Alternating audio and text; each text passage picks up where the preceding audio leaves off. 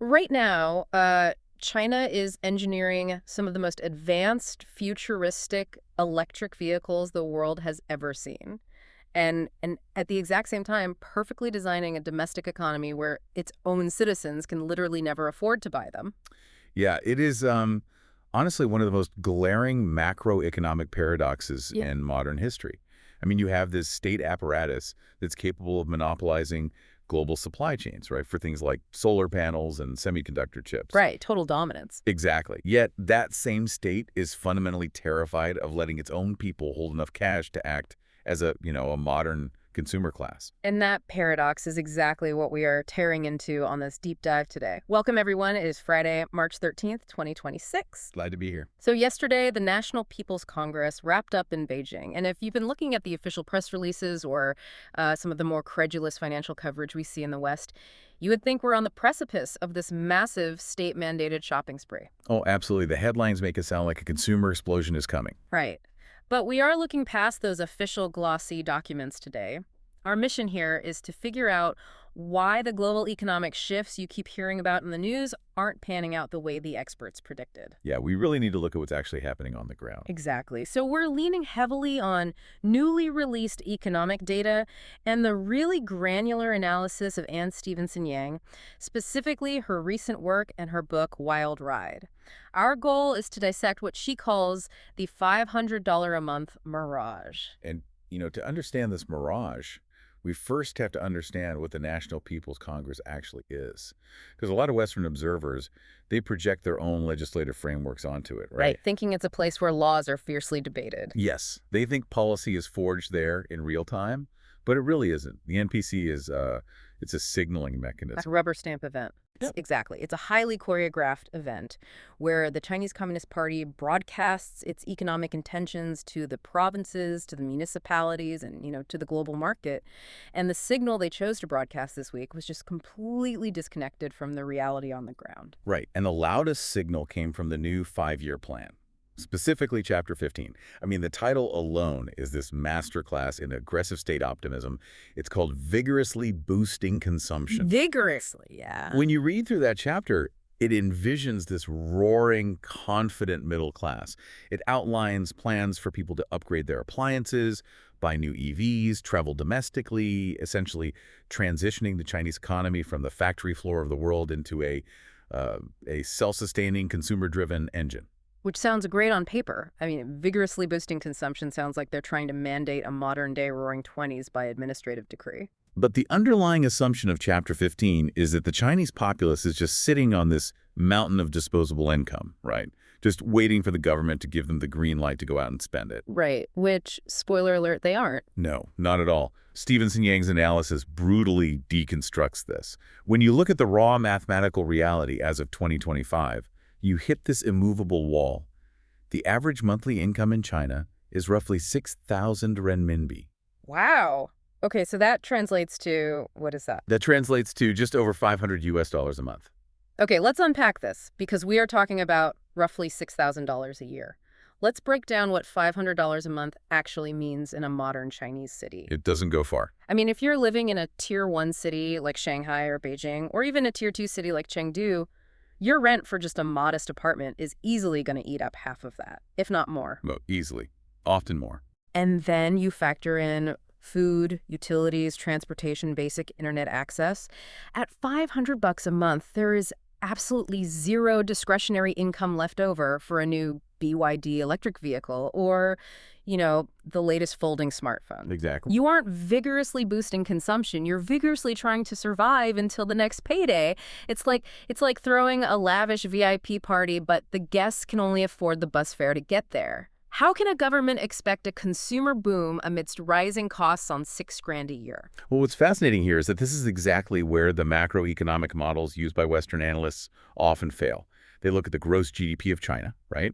And they just divide it by the population. Assuming a relatively normal distribution of wealth. Right. But the wealth stratification is so severe that the average is effectively meaningless. You have this ultra-wealthy elite and an upper middle class tied to state enterprises. And then, and this is the key, you have hundreds of millions of people scraping by on subsistence wages. Okay, I have to pause you there because I think a lot of people, especially if you're listening right now, You might have a visual dissonance when you hear this. Sure, because of what we see on social media. Exactly. I was looking at footage from a vlogger in Shanghai just last month.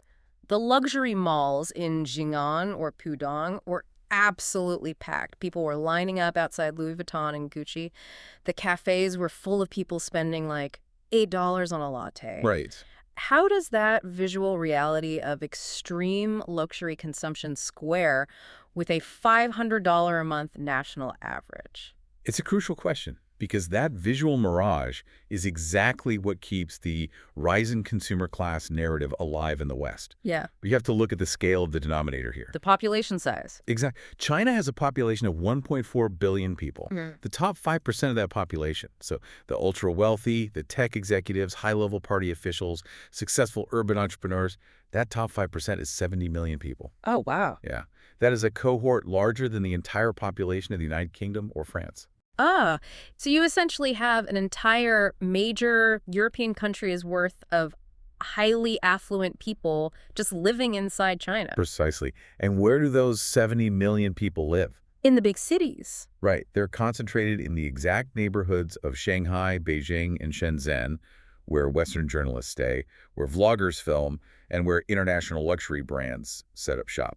Okay, that makes so much sense. So yes, the Louis Vuitton store in Shanghai is packed and it generates incredible revenue. But those 70 million people cannot drive the macroeconomic consumption of a 1.4 billion person economy. I mean, they already have the EVs, they already have the apartments, they have the luxury goods. To shift a national economy from export dependence to domestic consumption, you need the bottom billion to start spending. Exactly. And the bottom billion are making $500 a month. And it's not just the total dollar amount that's the problem, right? It's the structural nature of how that $500 is being earned today compared to, say, 20 years ago. This source material points to this massive gigification of the Chinese workforce. Oh, it's a huge shift. We are talking about roughly 200 million people who are now classified as flexible or gig workers. 200 million. That is 1 in 4 workers in the entire country. It is perhaps the most profound structural shift in the Chinese labor market of the 21st century. And it is entirely counterproductive to Chapter 15's goals. To understand why, we have to look at the previous model. Okay, take us back. Think back to 2005. The engine of the Chinese miracle was the migrant factory worker. A young person leaves a rural village in Sichuan, travels to a coastal city like Shenzhen, and gets a job at a massive electronics assembly plant like Foxconn. Right. And while those jobs were, grueling, they were highly structured. Very structured. The worker lived in a company-provided dorm, ate in a subsidized canteen, worked highly predictable shifts. The expenses were minimal, so almost everything they earned could be saved or sent back to the village. Yeah. Exactly. It was a model built on predictability and the physical concentration of capital.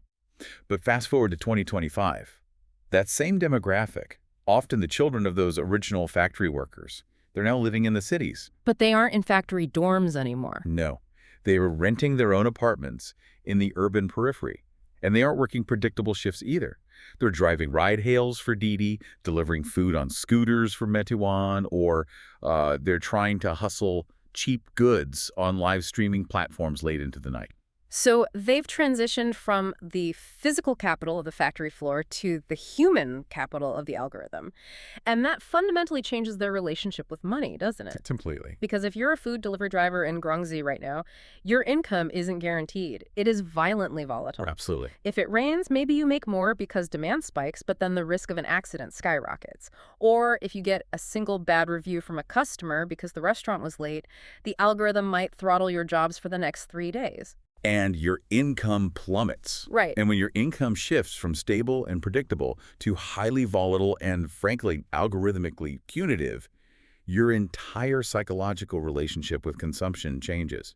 You're not buying a car. You do not make long-term financial commitments. You don't sign a multi-year auto loan. You don't buy a new suite of smart home appliances. You hoard every single piece of currency you can because you have no idea what your earnings will be next Tuesday.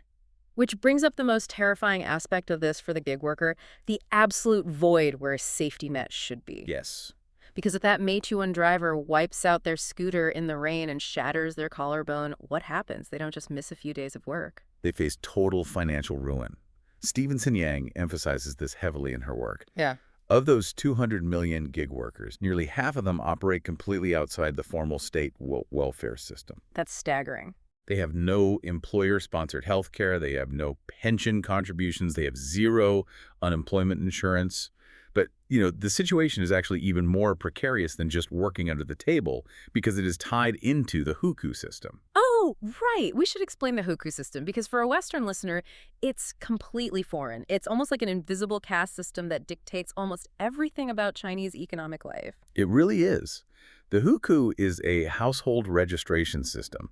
Essentially, your social rights, your access to subsidized healthcare, and your children's access to public education, they are legally bound to your birthplace, which is usually your rural village. So when a young person moves from a rural province to Beijing to deliver food, they don't magically acquire Beijing social services. Not at all. They are legally considered a temporary resident, even if they live there for a decade. Wow, so if our hypothetical driver shatters his collarbone in Beijing, he can't just go to the local public hospital and expect the state to cover it. No, he is treated as an out-of-network foreigner in his own country's capital. He has to pay out of pocket, in cash, at massive urban medical rates. And because the risk of a single medical emergency is so catastrophically high, the only logical response for that worker is to engage in extreme precautionary saving. Exactly. Economists often marvel at China's incredibly high household savings rate. They sometimes attribute it to cultural frugality or Confucian values, but Stevenson Yang cuts right through that cultural essentialism. She really does. It's not a cultural preference to save 40% of your income. It is rational economic terror. It's the equivalent of walking a tightrope without a net. But it's not just that you don't have a net, it's that if you fall, you are actively billed for the damage you do to the floor. That's a great way to put it. Of course you're going to freeze up. You aren't going to stop halfway across the wire to browse online for a new winter coat. Every ounce of your focus is on maintaining balance and hoarding a personal emergency fund because the state has explicitly refused to build one for you. And this raises a really profound ideological point about the current leadership in Beijing. Western analysts frequently ask, why doesn't Xi Jinping just build a robust social safety net? Right. Like, if you provide universal health care and decent pensions, the populace won't need to hoard their cash. They'll finally go out and spend, achieving those Chapter 15 goals. Exactly. But Xi has explicitly and repeatedly campaigned against what he calls welfarism. He uses that term pejoratively, right? Yes. He views the Western European model of social democracy as decadent and lazy. There's the deeply ingrained ideological belief at the top of the CCP that state-provided welfare breeds indolence. They think it makes people soft. Right. They believe it saps the revolutionary and industrial vigor of the nation. In their view, the role of the state is to achieve national greatness, technological supremacy, and geopolitical leverage. It is not to ensure the individual comfort of a citizenry. So they deliberately keep the safety net weak to force the population to keep hustling, entirely ignoring the fact that this same weakness mathematically prohibits the domestic consumption they claim to want.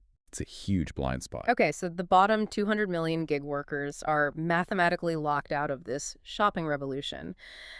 But I want to push back a bit, or at least ask about the middle class. Sure. If we move up the socioeconomic ladder, what about the famous Chinese middle class, the people who aren't delivering the food but ordering it, the office workers, the mid-level managers, the people who actually have a Beijing or Shanghai hukou? Right, the white-collar workers. We always hear about the rising Chinese middle class who bought up all that real estate over the last 20 years. Aren't they the ones who are supposed to be out shopping? Why aren't they buying cars and upgrading their appliances? Because that specific demographic is currently living through the psychological and financial devastation of a prolonged structural real estate crash. And, to understand the depth of that devastation, we really have to look at how different wealth accumulation is in China compared to the West.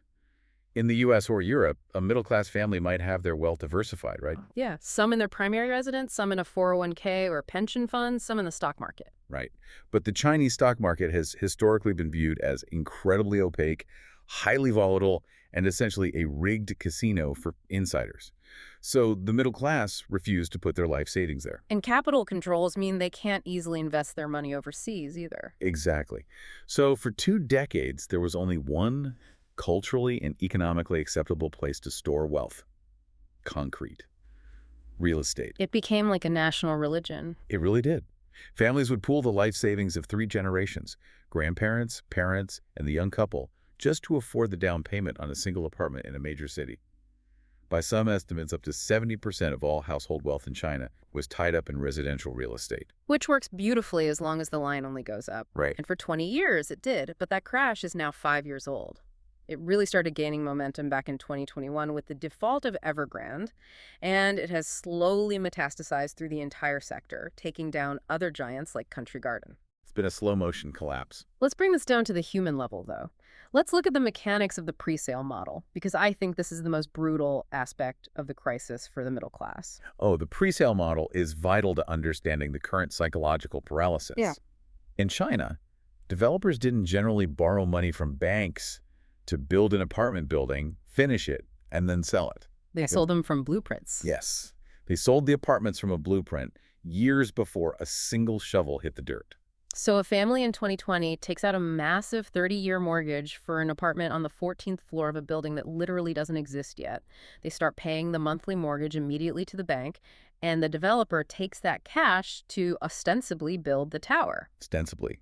But because the market was growing so fast, developers like Evergrande treated those presale funds like a massive Ponzi scheme. They didn't use the money from the 2020 buyers to build the 2020 building. They used it to buy more land from the government to announce a new project in 2021. Exactly, to get more presale funds. And when the government finally stepped in to restrict their borrowing, the famous three red lines policy, the music stopped. Evergrande didn't have the cash to finish the buildings. So now, in 2025 and moving into 2026, you have millions of middle-class families trapped in a waking nightmare. They are legally obligated to pay a massive monthly mortgage on a rotting, unfinished concrete shell that will likely never be completed. It's devastating. And because they put the life savings of 3 generations into the down payment, their entire familial wealth has just evaporated. And even for the people who did get a finished apartment, the secondary market has totally collapsed. Let's say you bought a finished apartment in Shenzhen at the peak in 2020, the equivalent of $1 million. Okay. Today, that apartment might only be worth $650,000. You are in deep negative equity. And worse, the market is completely illiquid. You couldn't even sell it for $650,000 if you wanted to because nobody is buying. Right. The state has essentially frozen the market to prevent a catastrophic fire sale, making it incredibly difficult to lower listing prices to find a clearing rate. So you're trapped in an asset that is draining your monthly income, destroying your net worth on paper, and is completely illiquid. This totally destroys the wealth effect. Absolutely. We see this in behavioral economics all the time. When people check their Zillow estimate or their stock portfolio and see the numbers going up, they feel richer, even if they haven't sold the asset. And that feeling dictates their behavior. Exactly. They go out to a nice dinner, they book a vacation, they buy a new car. But when you check your net worth and see that you are essentially underwater on the only asset you own, and your parents' retirement savings were wiped out in the process, you experience a massive psychological contraction. You cancel the vacation, you stop eating out. You certainly don't go to the mall to vigorously boost consumption. No, you don't. And this middle-class squeeze isn't just coming from the property market itself. It's coming from the collapse of the local governments that relied on that property market.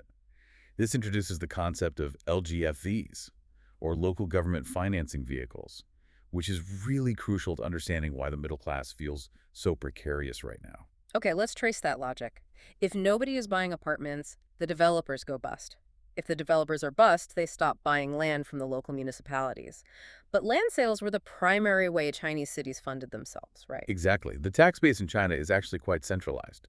Beijing takes the lion's share of traditional taxes, so local mayors and provincial governors were told, fund your own roads, fund your own subways, fund your own civil servants. And the way they did that was by acquiring cheap rural land, rezoning it, and selling it to developers at astronomical markups. Right. It was a massive, highly lucrative municipal shell game.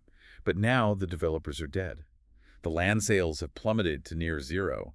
So the local governments are functionally insolvent. So how does that insolvency directly hit our hypothetical middle-class homeowner who is already underwater on their mortgage? It hits their paycheck directly. A massive percentage of the stable middle-class jobs in China are directly or indirectly tied to the local state apparatus. Teachers, civil servants, urban planners, state-owned enterprise managers. Oh, I see. For decades, their base salary was modest, but their local government provided massive, reliable bonuses funded by those land sales. Now that the land sales are gone, the municipalities are slashing those bonuses. Wow. We're seeing reports of civil servants taking 30, 40, even 50% pay cuts across the provinces. So the middle class is being crushed in a vice. On one side, their primary asset, their home, is plunging in value and trapping their capital. On the other side, their once stable income is being slashed because the municipality is broke. No wonder they aren't buying cars. And there's a final structural anchor dropping on this entire system at the exact same time. And it's entirely irreversible. Demographic collapse. In 2025, the population of China fell for the fourth consecutive year. And it's vital we connect the demographics directly to the real estate crisis and the economic mood, because it's not just a standalone statistic, it's a vicious feedback loop. Exactly. You literally cannot get married in traditional Chinese culture without the groom's family providing an apartment. But we just established that apartments are toxic assets, developers are bankrupt, and the youth are stuck in a $500 a month gig economy. Precisely. The economic reality prohibits the cultural requirements for family formation. If a young man driving from Meituan cannot afford an apartment, he cannot get married. If he cannot get married, he does not have children. Which has birthed these massive sociological movements among the youth, right? Like Tang Ping or Lying Flat and Balin or Let It Rot. Yes, it is a silent nationwide strike against the expectations of the state. They are refusing to participate in the grinding 996 work culture, working 9 a.m. to 9 p.m. 6 days a week, because the traditional rewards of that grind, a home and a family, are mathematically out of reach. And when a population actively begins to shrink, the mechanics of a growth economy simply break down. We aren't just talking about fewer babies, meaning fewer cribs and refrigerators being sold. We are talking about the complete collapse of the economic model. Right. The entire Chinese real estate Ponzi scheme relied on an endless pipeline of new rural migrants moving to the city, forming new households, and needing new apartments. When the population shrinks and urbanization plateaus, who is supposed to buy the millions of empty apartments currently sitting in ghost cities? Nobody.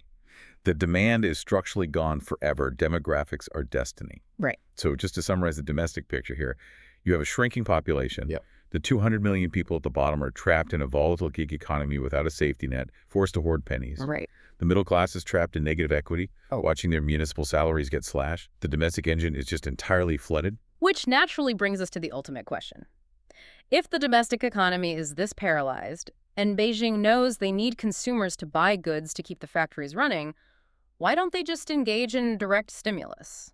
That's the million-dollar question. We saw what happened in the United States and Europe during the pandemic. When the economy locked up, the government bypassed the banks and just sent money directly to the people. Stimulus checks, enhanced unemployment, direct cash infusions to households.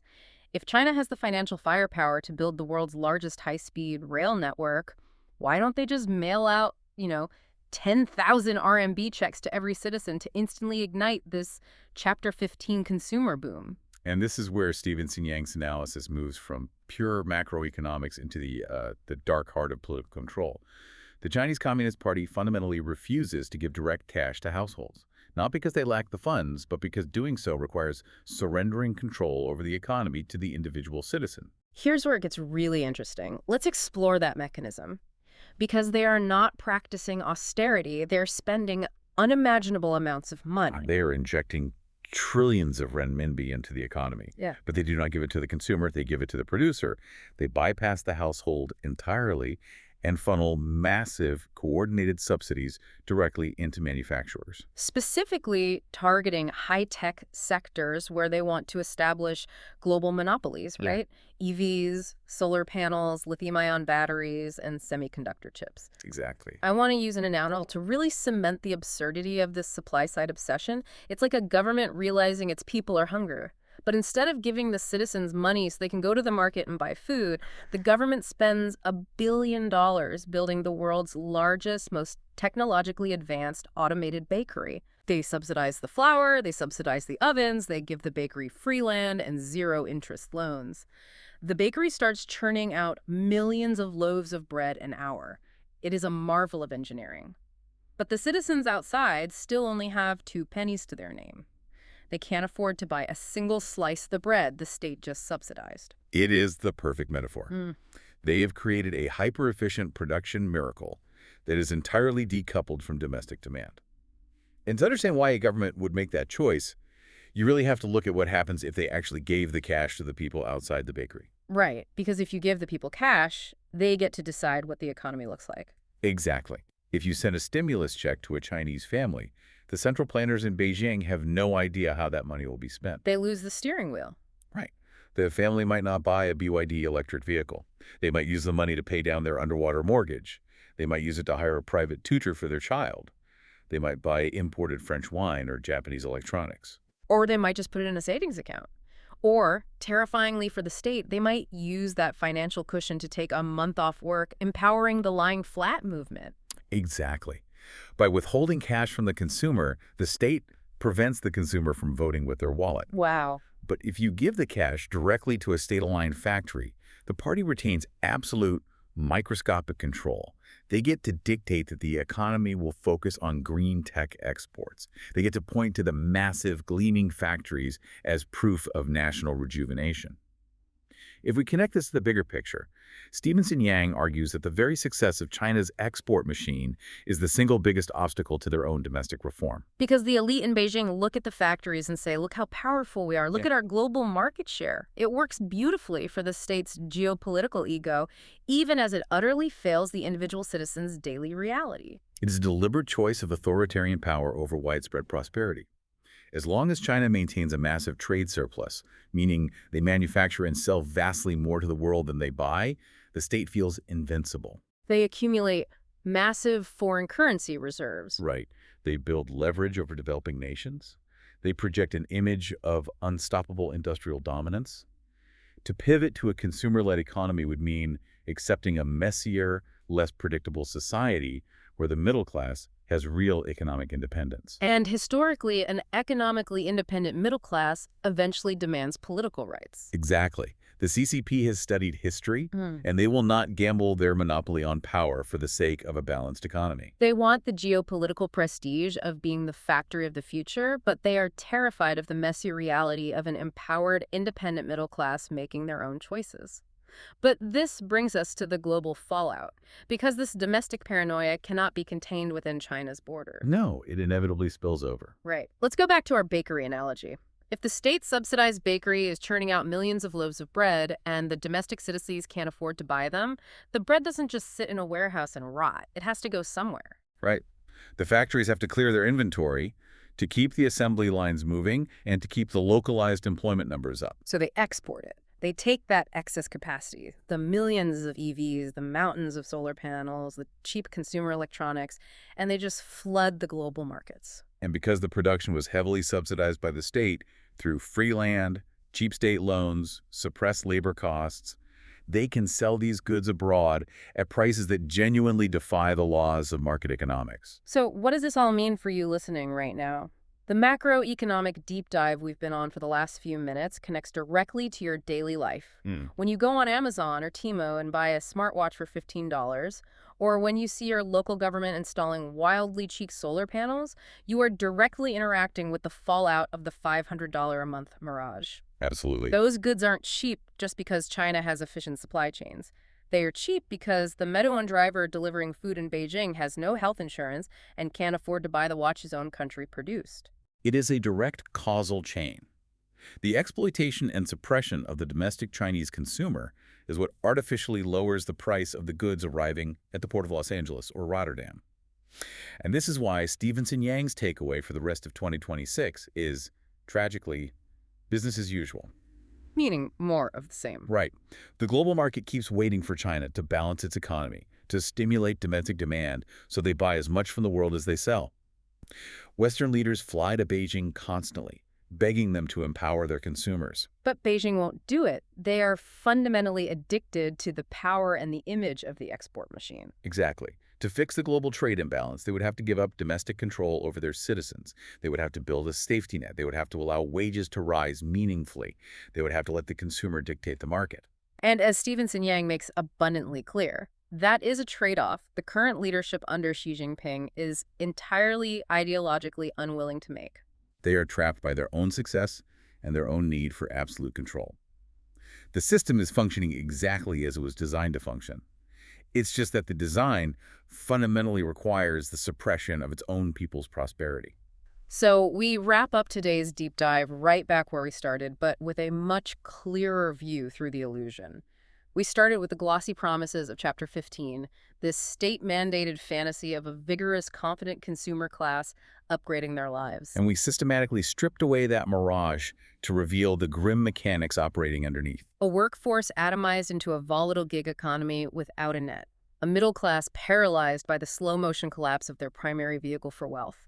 And a state apparatus that flat out refuses to cede economic autonomy to its own people, choosing instead to endlessly subsidize the factory floor. We're not taking any political sides here, just reporting what the data and the book lay out. Right. The $500 a month mirage isn't just a domestic Chinese problem. It is the central distortion warping the entire global economy right now. For you listening, if you want to explore the granular data, the historical shifts, and the specific policy maneuvers that built this trap, Anne Stevenson Yang's book Wild Ride is an absolutely essential and sobering read. It is highly recommended. It completely reframes how you will read the daily financial headlines. But before we leave you today, we want to pose one final thought. We've established that the Chinese state's power relies entirely on an export machine because they refuse to empower their own consumers to buy the goods. Which leaves them incredibly vulnerable to external forces. I mean, if your entire economic model relies on dumping subsidized excess capacity onto the world, what happens when the rest of the world simply decides they've had enough? We are already seeing the tariffs rising on EVs in Europe and the US. It is a high-stakes staring contest between global protectionism and a government deeply terrified of its own citizens having real economic power. What happens when the global consumer closes their wallet and the domestic consumer's wallet is already empty? That is the trillion-dollar question hanging over the global economy in 2026. Thank you so much for joining us on this deep dive today. Keep questioning the headlines, keep looking for the mechanisms underneath the narratives, and we will catch you next time.